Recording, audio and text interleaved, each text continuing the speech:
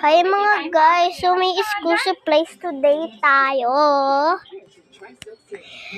Ito ay isang bike. Bali, 10 pesos lang po siya. Itong bike. Ito is stickers. Palakihan na po siya. May Little Pony. 15 pesos lang po to.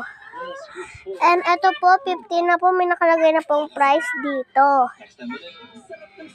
At highlighter natin is 20 po. And this ipet, to. 10 lang po siya. Madami po yung product kahit po maano. Tsaka po, itong shuttlecock, 25. Ito po, 10 po lahat ng lapis. Yan po lahat. Tapos ito po, 15. Ito po, 15 din po to. Tapos po ito, deli na lapis. Maganda na po siya makapasulat at nung natara,